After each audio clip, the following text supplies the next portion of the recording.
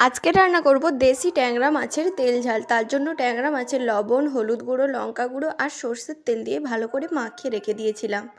তারপরে যে উপকরণগুলো নিয়েছিলাম, পেঁয়াজ কুচি, টমেটো কুচি, একটা তেজপাতা আর আদা রসুনের পেস্ট, সর্ষে বাটা একসঙ্গে বেটে নিয়েছিলাম। এবার মাছগুলো ভাজার জন্য কড়াইতে তেল দিয়ে দিয়েছি।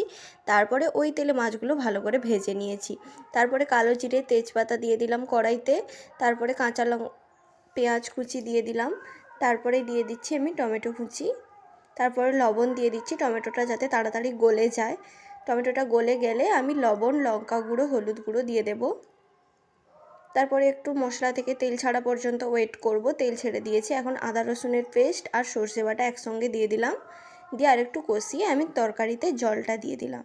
জলটা একটু ফুটে এলে ট্যাংরা মাছগুলো দিয়ে দেব। তারপরে কিছু সময় ধরে আমি ওয়েট করব হওয়ার জন্য।